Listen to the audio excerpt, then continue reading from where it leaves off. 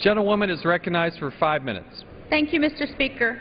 Mr. Speaker, I rise today to offer a final amendment to H.R. 2087 that, if passed... The gentlewoman deserves to be heard. If members will please take their conversations from the floor.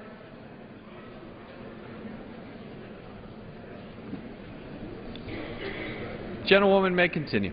Mr. Speaker, this final amendment, if passed, would bring the bill promptly back for a vote for final passage. Mr. Speaker, this final amendment is non-controversial, and it aims to do one simple thing, and that is to protect the land of taxpayers. The bill itself goes against so many things that the majority has said that they are for or would fight for in this Congress. This legislation would provide a local county in Virginia an $800,000 windfall by allowing the county to violate a contractual agreement without any justification. That's the current bill. That's what the bill that you want to pass does. I'm against that. Here in the Congress, we did away with earmarks. But when I look at this $800,000 windfall that you are voting on, I say that's an earmark. It's a very small step in what the Republicans have been doing, selling off our land, valuable federal lands, such as national parks, forests, public lands, to developers. However, even if you're for giving away land the way as in this bill, my final amendment would give us the opportunity to ensure that this land would not be owned and used for adult entertainment facilities or sold to or used by a foreign government that could use this to steal our national security secrets. So I ask my colleagues on the other side, will you join us in protecting taxpayer-owned land? The final amendment is very simple and would outlaw the sale or the use of the land to any ownership or operation of an adult bookstore, a novelty adult store, a video adult store, an arcade or live entertainment facility. I think we can all agree that we should not be giving away federal property to facilitate adult live entertainment. In fact, if you're not convinced over that, then let me tell you the second thing we don't want to happen close to that land, and that is that land adjoining this piece of property we're talking today should not fall into the hands of those who would want to spy on our top secrets. And as you probably know, I'm a senior member of both the House Armed Services Committee and the Homeland Security Committee, and every day I deal with the issues of national security threats. Mr. Speaker, the House is not in order. Gentlewoman is correct. Members will please take their conversations from the floor. The issue is the proximity of the NASA Wall of Space Flight facility to the land in question. So my final amendment aims at protecting national security secrets from countries like China or Iran. What if a country like Iran or China would purchase that land and eavesdrop on our NASA space flight facility? I am sure that my colleagues would agree that this land is worth protecting. In fact, to remind my colleagues on the other side, this is the final amendment to this bill. It's not going to kill the bill, and it won't take it back to committee. So if adopted, the bill would be amended and it would go to final passage. And I ask my colleagues to do the right thing, to protect our taxpayer-owned land. So regardless of how you feel about the bill, this amendment is one that I believe we should all be behind. I believe that we can all vote yes on this final amendment. And thank you, Mr. Speaker, and I yield back the rest of my time. The gentlewoman yields back. For what purpose does the gentleman from Washington rise? Speaker, I rise in opposition to the motion to recommit.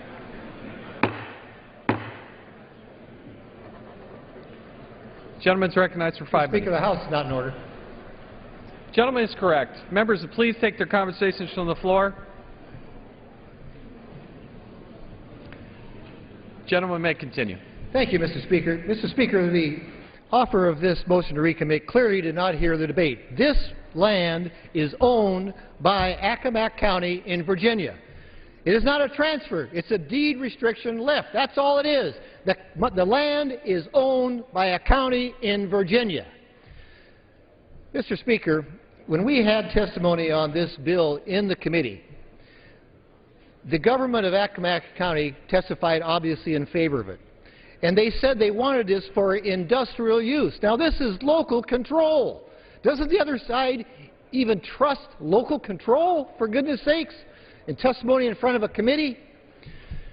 Mr. Speaker, I have to say also that history tends to repeat itself. In this body, it tends to repeat itself, it seems like, on a weekly basis. Now, why do I say that? Because the two issues that are facing American people are jobs and the price of energy. And yet here we have a bill in front of us that would certainly create jobs. And what does the other side do? They want to put up more impediments to it. I urge my colleagues to vote no on the motion to recommit, and I yield back the time. Gentleman yields back. Without objection, the previous question is ordered. The question is on the motion to recommit. Those in favor will say aye. Those opposed will say no. The noes have it. Speaker asks for a recorded vote. A recorded vote is requested. Those favoring a recorded vote will rise. A sufficient number having risen, a recorded vote is ordered. Members will record their votes by electronic device. Pursuant to Clause 9 of Rule 20, the Chair will reduce to 5 minutes the minimum time for any electronic vote on the question of passage. This is a 15-minute vote.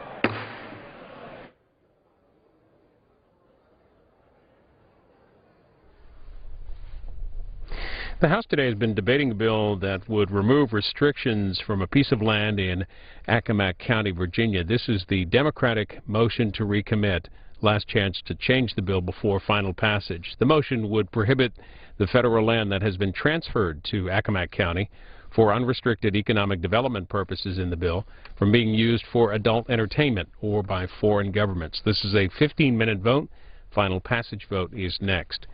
Well, House Budget Committee Chairman Paul Ryan today released his fiscal year 2013 budget proposal. Ahead of that, Senator Kent Conrad, who chairs the Budget Committee on the Senate side, said that the spending limits that were agreed to in last summer's Budget Control Act is intended to serve as the budget blueprint for fiscal year 2013. His news conference is about 20 minutes, and we'll show you as much as we can during this vote.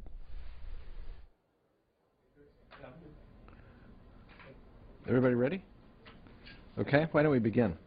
I'm here to discuss the budget deeming resolution that I will file in the Senate later today.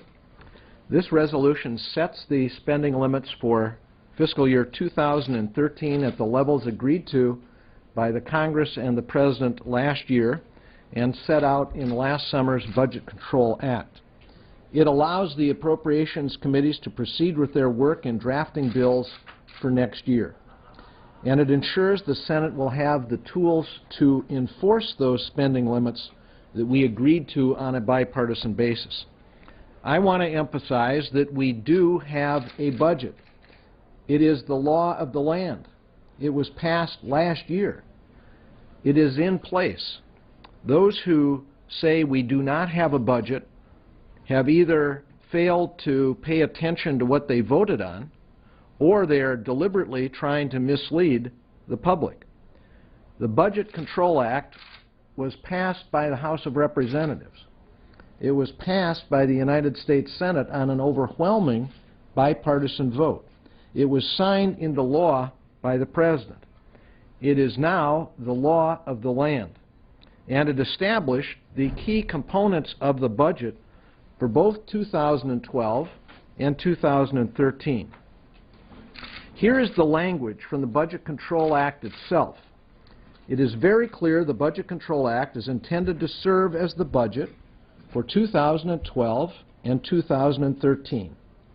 It states, and I quote, "For the purpose of enforcing the Congressional Budget Act of 1974 through April 15, 2012, the allocations, aggregates, and levels set in subsection B1 shall apply in the Senate in the same manner as for a concurrent resolution on the budget for fiscal year 2012.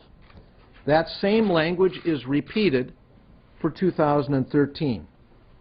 In many ways, the Budget Control Act was even more extensive than a traditional budget resolution. Number one, it has the force of law, unlike a budget resolution that never goes to the President. As all of you know, a budget resolution is purely a congressional document. The Budget Control Act is a law.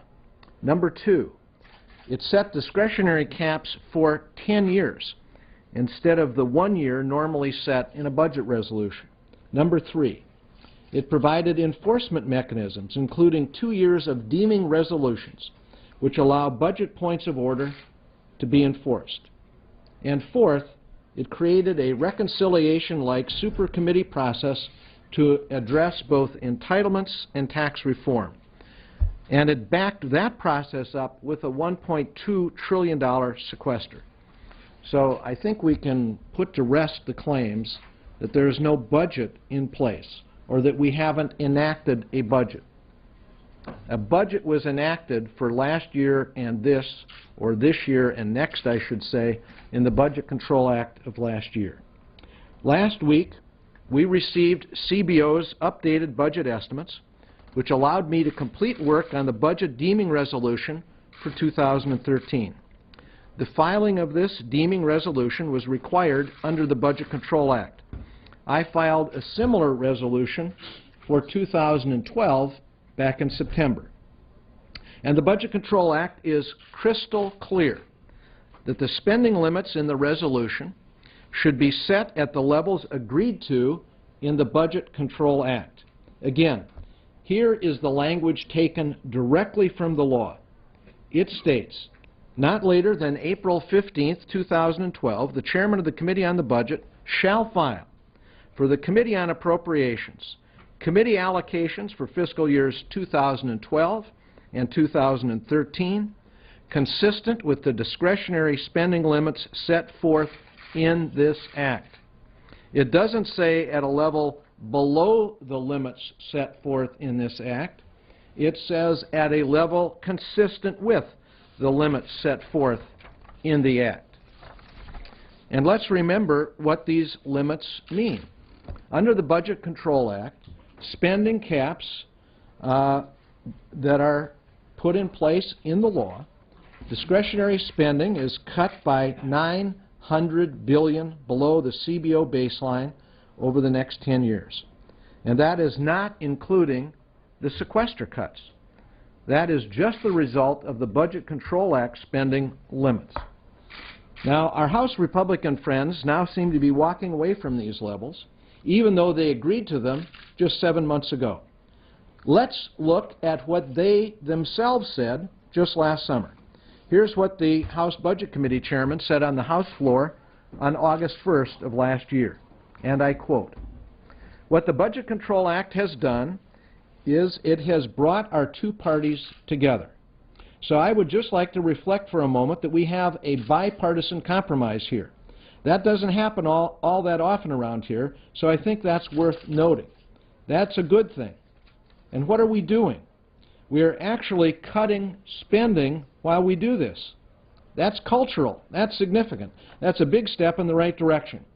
We are getting 2/3 of the cuts we wanted in our budget, and as far as I'm concerned, 66% in the right direction is a whole lot better than going in the wrong direction." So last summer, our Republican House colleagues were pleased to be getting 66% of what they wanted. On that basis, they made an agreement. They shook on it, and they passed it as law. Now they are threatening to walk away from their agreement. And it seems as though our House Republican colleagues are on their own, because at least so far, the Senate Republican leadership has agreed that we should keep to the spending limits that we agreed on just last year.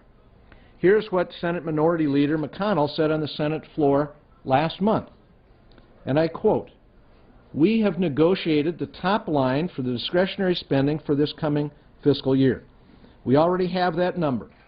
There is no good reason for this institution not to move forward with an appropriation process that avoids what we have done so frequently under both parties for years and years, either continuing resolutions or omnibus appropriations.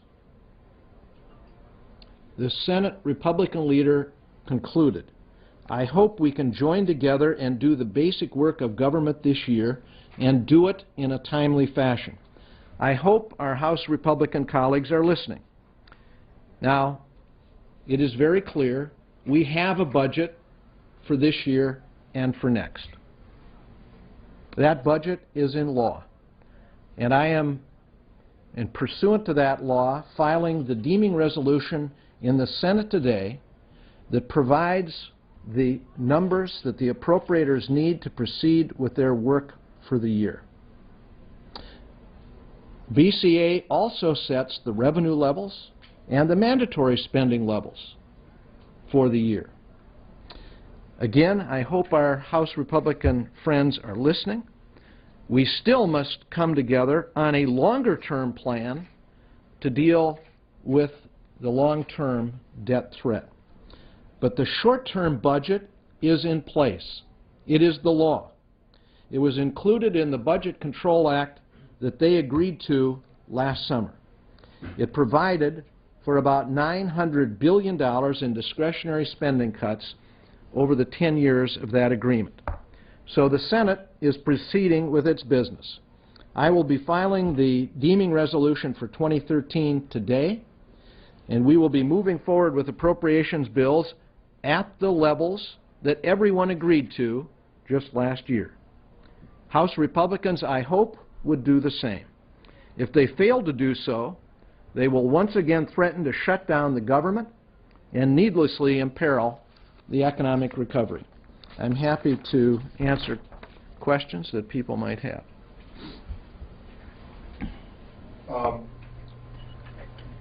What the Republicans say, and I think their point might be well taken, is, look, we have this massive sequester coming along that's going to cheaply hit discretionary programs.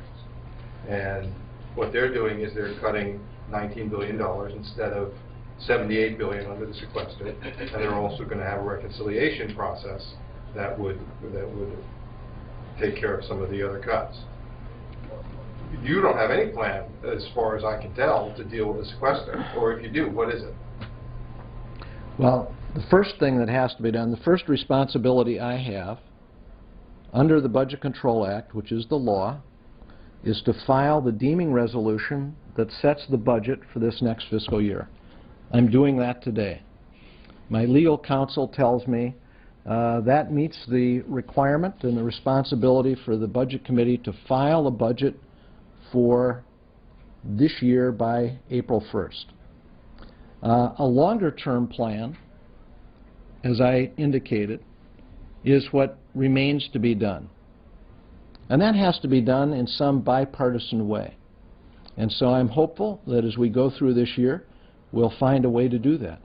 I will go to markup. I will provide an outline of what I think makes sense as a long-term plan, but the April 1st deadline has now been met.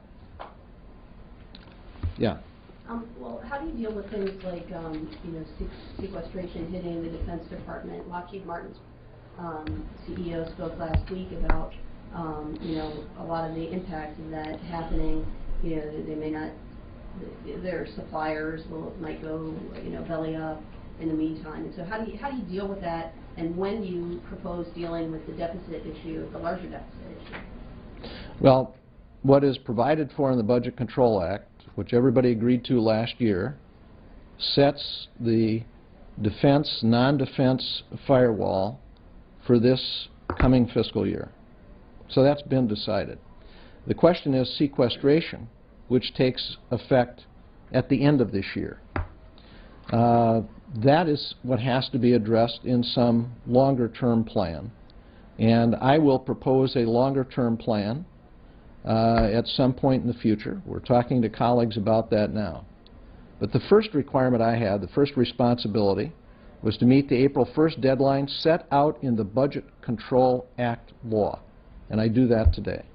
So when do you think you might propose a longer-term plan? You know, the conventional wisdom is something would happen in the lame duck, but folks have said there's not much time in a lame duck session to get that done. That's why my own belief is, we're in a very unusual situation, and people are kind of trapped by what they know from the past. In the past, we have dealt with budget resolutions. That's not what Congress and the President did last year. Instead, we passed a Budget Control Act that set the budget for this year and next, and gave me the responsibility to lay out these numbers for the appropriators before April 15th. I've done that today. The appropriators can go forward with their work for this year. As I indicated in my statement, what still needs to be done is a longer-term plan, but we're no longer tied to the April 1st deadline. That deadline has been met by what we file here today. What we need is a longer-term plan, and that's a matter of judgment. When is it most likely that the two sides can come together? I've had many of my colleagues say it's most likely after the election. That may be. I don't know the answer to that. What I do know is we've met the requirements for a budget for this year. What is still needed is a longer-term plan. And when I make a judgment that we're in the best position to move forward on that, we will go to markup. Yeah. Senator McConnell made those remarks on the floor before it became clear that the House Republicans were going to try to lower the number for fiscal 13. Has he said anything since about continuing to support that? Not that I know of. Does that mean that would be the key point, whether Senator McConnell will continue to support that number? You know, I really don't know what the key element is here. What I do know is the Budget Control Act is law. What I do know is I was given the responsibility to file a budget by April 15th, and I've done that. And the appropriators can now go to work. So they are not limited, they are not restricted. That's the whole reason we have in the underlying Budget Control Act a requirement that I file by April 1st so that the appropriators can get started. The Budget Control Act provided the budget for this year, for this coming fiscal year, and for the current year that we're in. And I have now discharged that responsibility. The appropriators, I've met with the chairman of the Appropriations Committee. His legal counsel has advised him that this is what is required under the law, and he has all the authority he needs to proceed with the appropriations process for this year.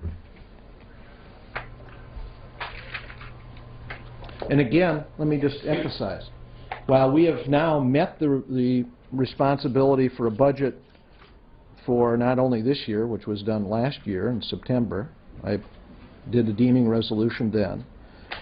What I'm doing today discharges the responsibility for the coming fiscal year. What we still need to do is to agree on a longer-term plan that deals with our deficits and debt. On but this that vote, is no longer the yeas tied are 180, to... the nays are 226. The motion is not adopted. The question is on passage of the bill. Those in favor will say aye. Those opposed will say no. The ayes have it. Yes, gentleman from California. Ask for a recorded vote. A recorded vote is requested. Those favoring a recorded vote will rise. A sufficient number having risen, a recorded vote is ordered. Members will record their votes by an electronic device. This will be a 5-minute vote.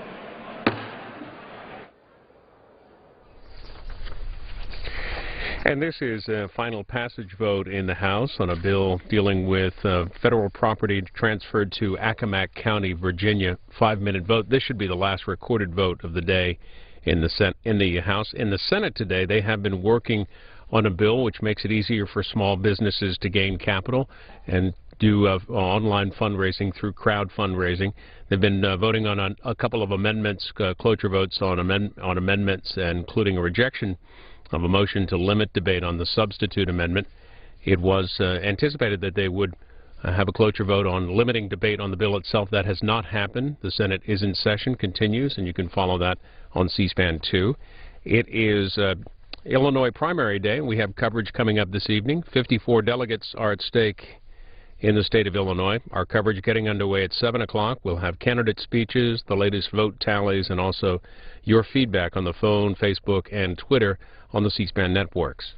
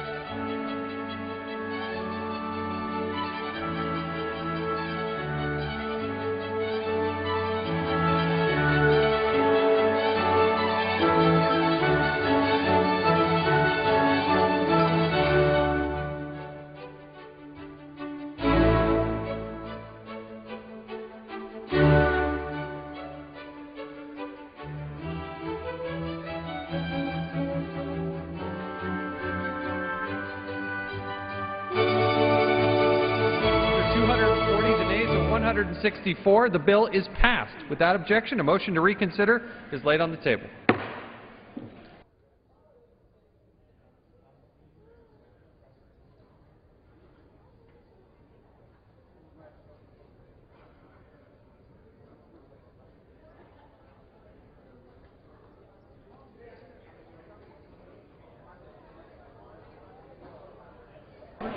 Then who? Okay. The Chair announces the Speaker's appointment pursuant to Senate Concurrent Resolution 35, 112th Congress in the order of the House of January 5, 2011, of the following members of the House to the Joint Congressional Committee on Inaugural Ceremonies. Mr. Boehner of Ohio, Mr. Cantor of Virginia, Ms. Pelosi of California.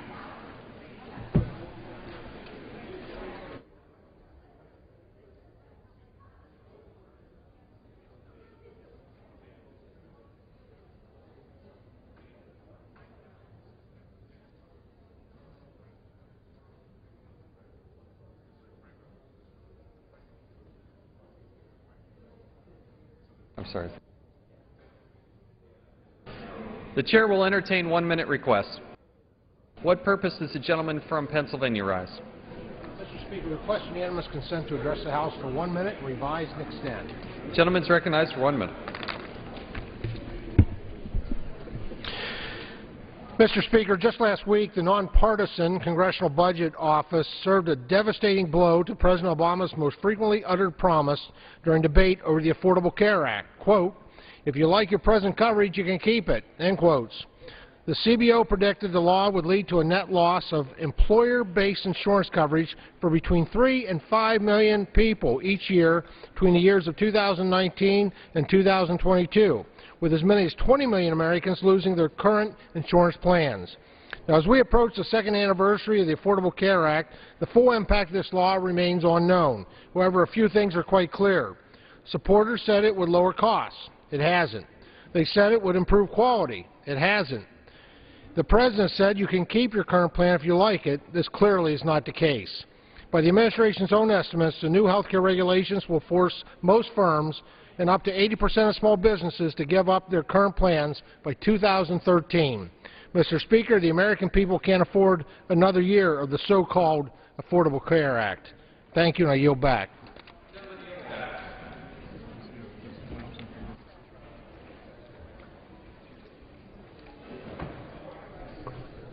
What purpose does the gentlewoman from Florida rise? Consent to address the House for 1 minute and revise and extend my remarks. The gentlewoman is recognized for 1 minute.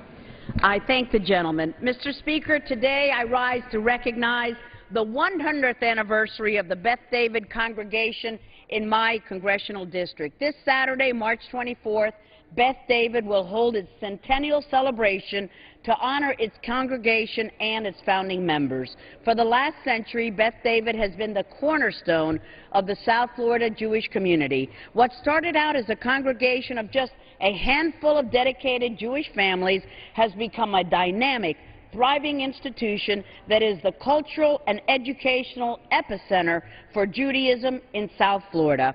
But Beth David does not just have an incredibly rich history and of outstanding service to the Jewish community.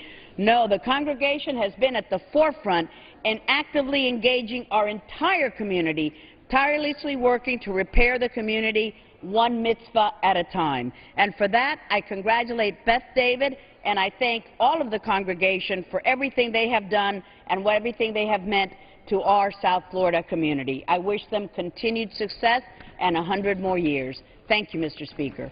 Gentlewoman yields back. For what purpose does the gentleman from Louisiana rise? Gentleman is recognized for 1 minute. Mr. Speaker, we now have reached a landmark. 2 years since the passage of Obamacare. More and more, the American people have been hearing about something called IPAB, the Independent Payment Advisory Board, the centerpiece to Obamacare and its inevitable rationing of health care. This is a board of 15 unelected, unaccountable, and not necessarily health care experienced individuals who will have more power than even Congress itself when it comes to deciding what care every American will receive.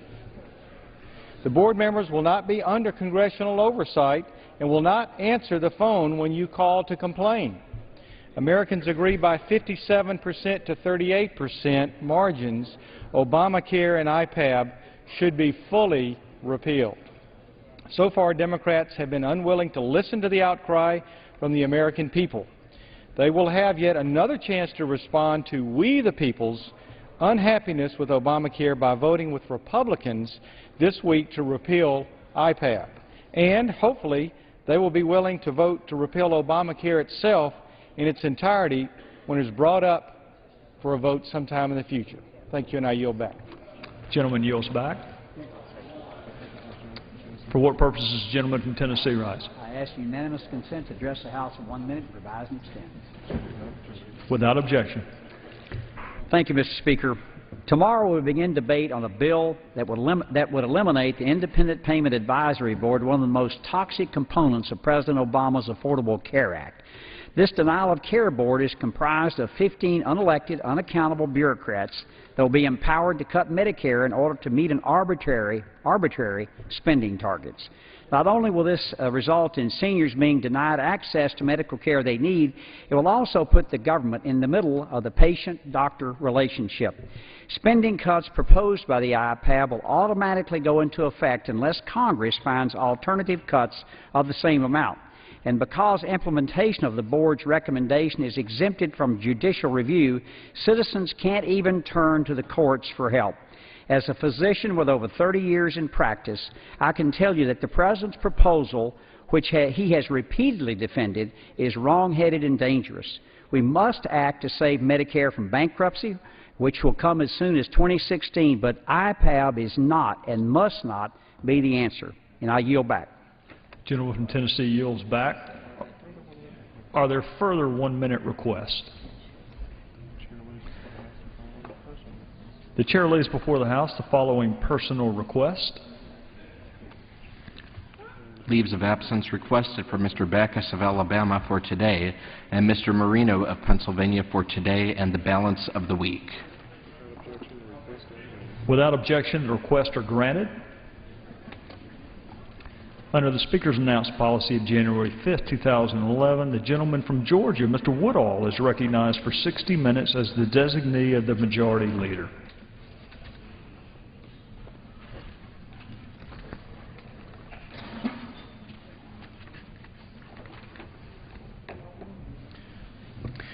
Mr. Speaker, I very much appreciate that, and I appreciate the Majority Leader giving me the time to come down here today, because I've got IPAB on my mind, Mr. Speaker. I mean, IPAB.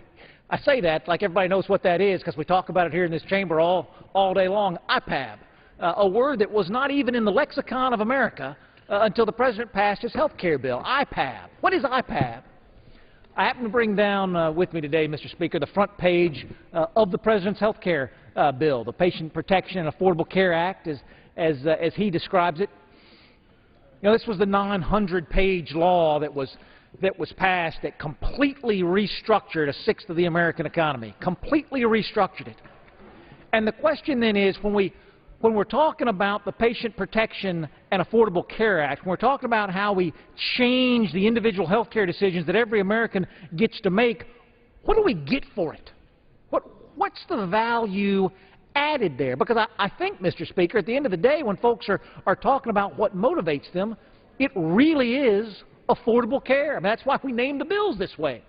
The Patient Protection and Affordable Care Act. We want patients to be protected, to be able to make their own health care choices. We want care to be made available to folks at prices that American families can afford. 900 pages in that health care bill, Mr. Speaker.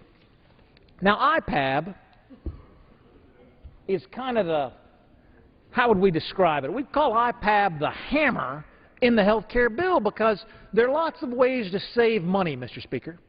You can save money by introducing competition into a system. You know, how many Coke machines do you walk by? I'm from Atlanta, Mr. Speaker. I've got a soft spot in my heart for the Coca-Cola company. But how many Coca-Cola machines do you pass on the street where the Coke is selling for $3 a can while the Pepsi right beside it is selling for $1.50? How many? Have you ever seen that happen? And the answer is no, because competition completely moves those machines out of the marketplace. If the Pepsi's $1, the Coke's going to be $1 too. If the Pepsi's $2, Coke's going to be $2. Competition controls those prices. What controls prices in the Patient Protection and Affordable Care Act? Because we've heard time and time again, Mr. Speaker, on the floor of this House, that the Patient Protection Act restricts my choices as a consumer. We've heard time and time again on the floor of this House, Mr. Speaker, that the Patient Protection Act restricts doctors and the services that they provide. We've heard time and time again, Mr. Speaker, that the Patient Protection Act restricts the choices that insurance companies can provide. So if it's all of these restrictions on competition, how in the world does the Patient Protection Act save the money that needs to be saved to make health care affordable? The answer is this. It's in Section 3403. And again, I don't encourage folks at home to read this bill, Mr. Speaker, unless they've got time on their hands. There are lots of good summaries out there. Again, it's over 900 pages long as signed into law, and I don't think folks are going to be able to read this back in their offices, Mr. Speaker. This is about 46 pages that I've put up here just on one in case we needed to reference it, but 46 pages of law defining this brand new thing that we've never had before in America, the Independent Medicare Advisory Board. And if you read these 40 pages, Mr. Speaker, what you're going to find is that the Congress that passed the President's health care bill, and it was not this Congress, Mr. Speaker. You were not here in that Congress. I was not here in this Congress. It did not pass the Congress under normal rules and procedures. It passed in a manipulated reconciliation process designed intentionally to thwart the will of the House and of the Senate. But in that bill, they said Congress can't control these costs. And candidly, I'm glad. I don't want Congress controlling my health care costs. So what did they do? They went to an independent commission. The President is going to appoint this commission, Mr. Speaker. The President will appoint members to sit on this Independent Medicare Advisory Board.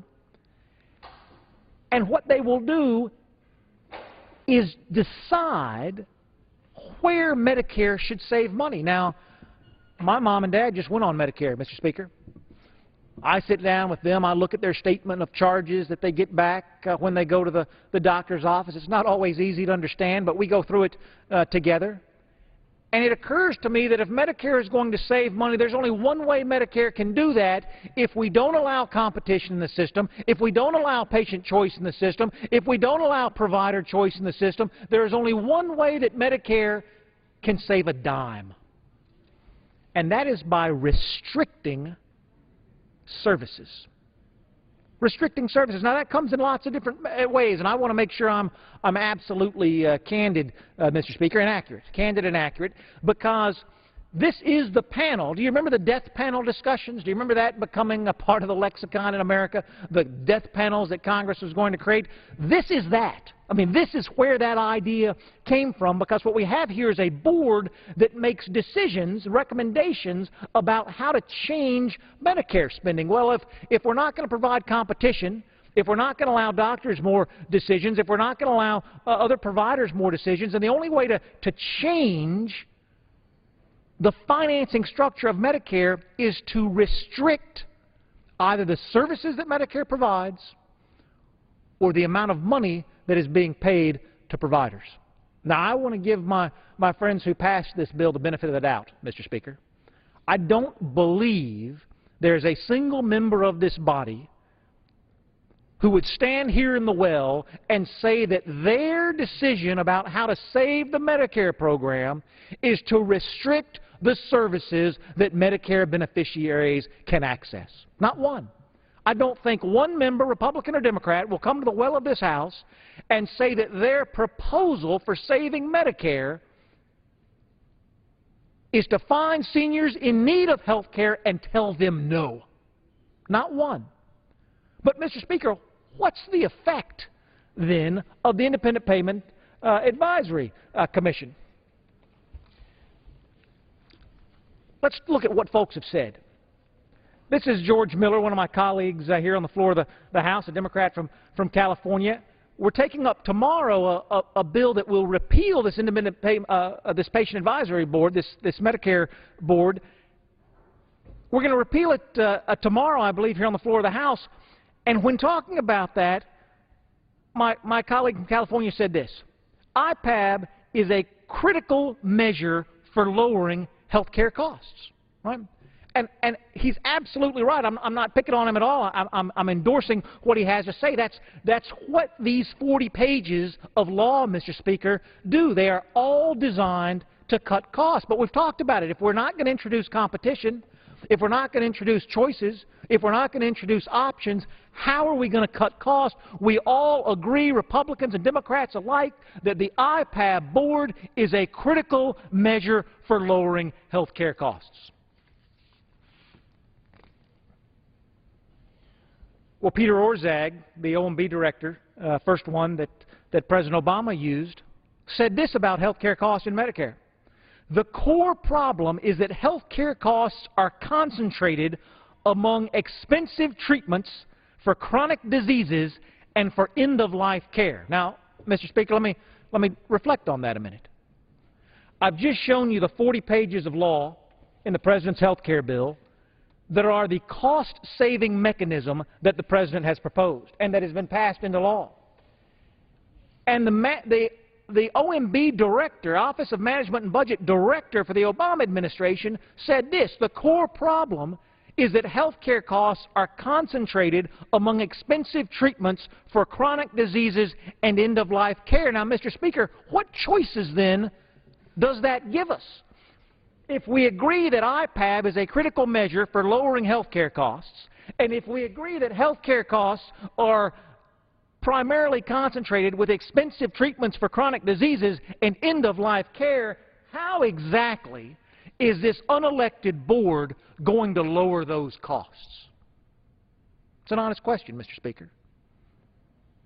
If that's what has to happen for Medicare to be saved, exactly how is this board going to do that? And every American on Medicare, every American approaching Medicare, needs to have that on their mind. What is it that IPAB, this unelected board, is going to do to save costs? We all, Republicans and Democrats alike, agree that the only purpose of IPAB is to control costs. We agree, Republicans and Democrats alike, that the money in Medicare is concentrated among expensive treatments for chronic diseases and end-of-life care. So if the IPAB is going to control costs, and the costs are here, what choice do we have but to deny individuals expensive treatments for chronic diseases and end-of-life care? What else is there? Now, to me, that's common sense, that this is where the President's proposal is going. I do not endorse this proposal. I was not here in this Congress, Mr. Speaker, when this proposal passed, and had I been here, I would have voted an enthusiastic no. But nevertheless, it is the law of the land as we sit here today, and our seniors are at risk. How many times have we heard supporters of the President's health care bill say, no, no, no, no, no, no, no, no. IPAB is not a Medicare rationing board. In fact, if you want to dig deep into these 40 pages, you'll find that said over and over and over again. Folks continually say this is not a Medicare rationing board. But we know where the costs are, and the question is, how do we control them? What my friends who support the President's health care bill say is, no, no, no. We're not going to deny care to Medicare beneficiaries.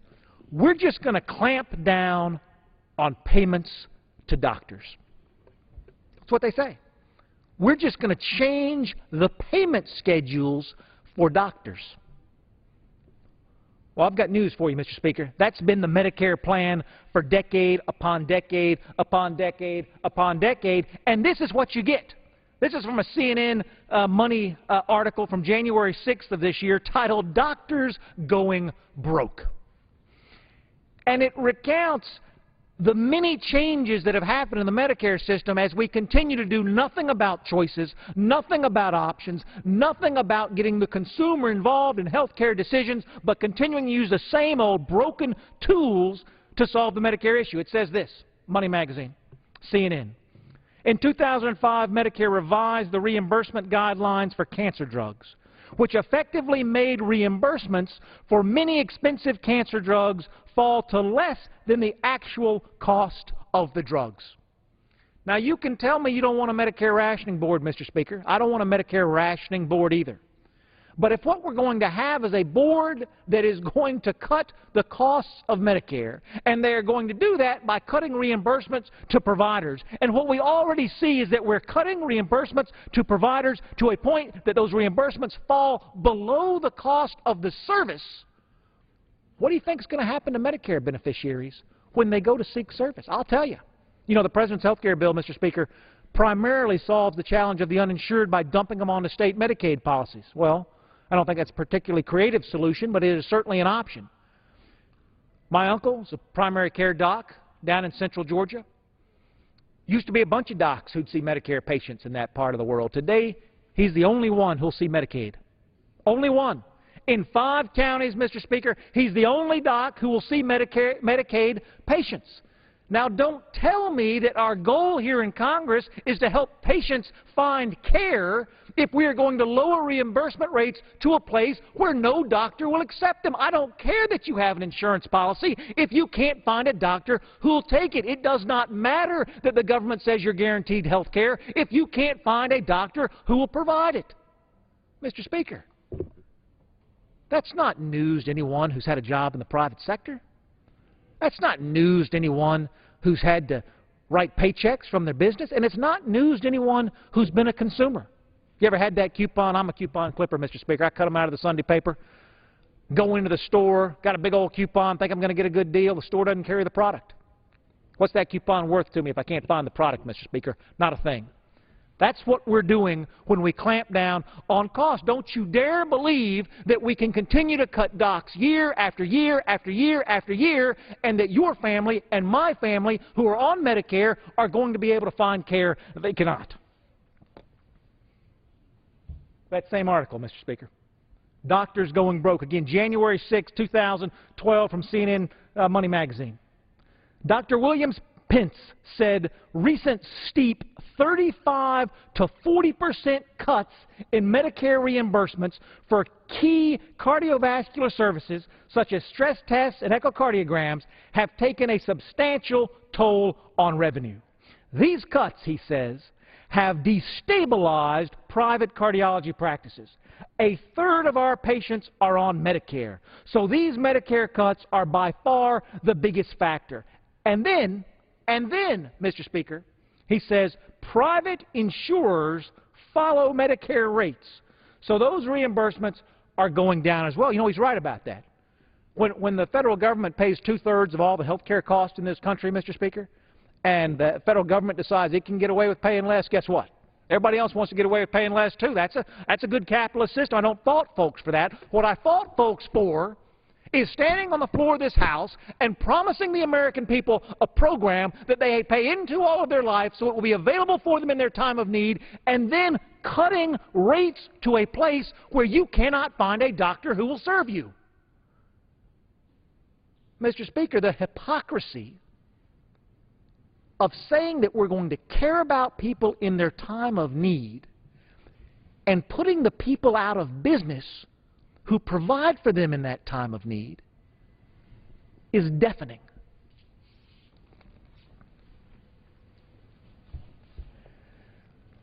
Mr. Speaker, I'll go again to that same article. Again, January 6, 2012. Doctors going broke. Same Dr. William Pence, cardiologist there in Philadelphia. If this continues, I might seriously consider leaving medicine. I can't keep working this way. He goes on to talk about how the law of the land is going to provide even further cuts. He says if that continues, it will put us under. It will put us under. My dad's going in for heart surgery in about 30 days, Mr. Speaker. 30 days. We shopped long and hard to find a doctor that we would trust to do that surgery, just as every American family does. Who are folks going to trust, Mr. Speaker? Who are folks going to find if we put the people who provide the care out of business? IPAB, Mr. Speaker, these 40 pages from the President's health care bill, the only 40 pages that are designed to reduce costs, do not reduce costs through competition, do not reduce costs by providing consumer choices, do not reduce costs by getting consumers involved in their own health care. They reduce costs by either rationing services or by cutting reimbursements to a place where the marketplace rations those services on its own.